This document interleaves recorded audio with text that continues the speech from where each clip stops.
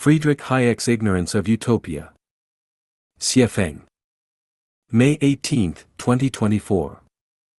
Friedrich Hayek is seen by some as the gravedigger of utopia.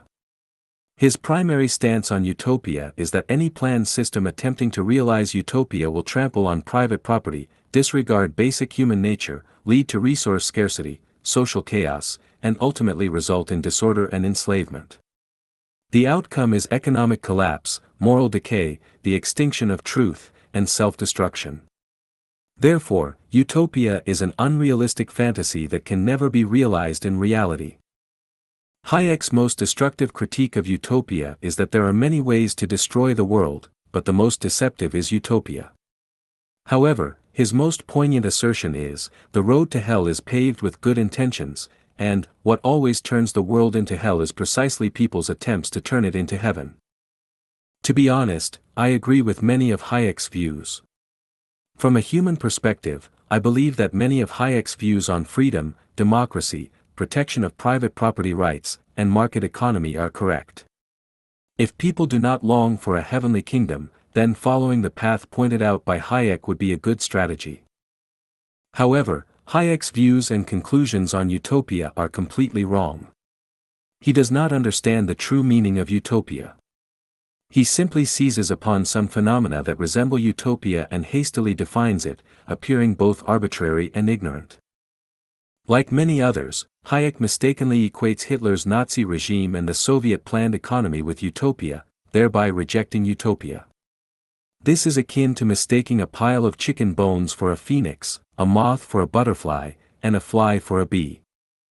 Utopia is a pursuit and aspiration of people with a heavenly consciousness. Without a profound understanding of life and time-space, without knowledge of humanity's ultimate purpose, and without an understanding and longing for the heavenly kingdom, people will never grasp the connotation and extension of utopia. The reason Hayek is ignorant of utopia is that he is human. He is a materialist, a realist, and a rationalist, but he is certainly not a soul that transcends human nature and possesses the life of the heavenly kingdom. Planned economies have nothing to do with utopia. Governments have nothing to do with utopia. Property has nothing to do with utopia. Legal systems and management have nothing to do with utopia. The thousand-year world is a pure and genuine utopia that has existed for hundreds of thousands of years, still operating flawlessly and orderly.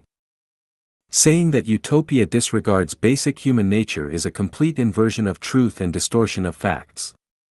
Not to mention the thousand-year world, even the second home of the Lifechanyuan, which is a utopia, is a place where human nature is truly expressed and fully blossomed.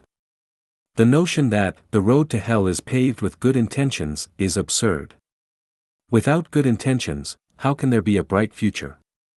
Does only having vile intentions lead to a beautiful future? What's the difference between a person and a pig in a sty, if the person has lost good intentions?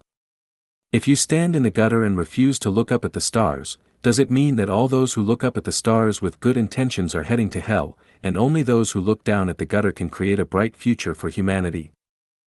I never believe that depriving others of private property has any justice. On the contrary, private property should be sacredly protected. This way, people will have a sense of security, a sense of freedom, an enthusiasm and passion to invent and create, which will maximally stimulate the development of productivity. At the same time, I also believe that businessmen in commerce are the greatest philanthropists and mechanisms of charity for humanity. Relying on market mechanisms rather than government planning is more in line with human nature and economic laws. However, we should not limit our view to the narrow perspective of a well and think that the sky is only as wide as its opening. The happiness, joy, and freedom experienced by those who possess nothing but own everything are beyond the reach of billionaires. The wisdom, experiences, and the wonderful understanding of life and spiritual realm that selfless people have are beyond the reach of those who are selfish. Utopia is precisely composed of noble beings who possess nothing and yet own everything, who are unselfish and selfless. Those without accumulated blessings from past lives and a reverent respect for nature have no chance of living in a utopian world. When people pursue material wealth, power, status, and fame, they should not forget that there are always some individuals striving to reach the pinnacle of life and life. These individuals are humanity's hope and beacon. They are the ones who seek to create a utopia, whose hearts live in a utopian society, and they are the ones most likely to enter the heaven.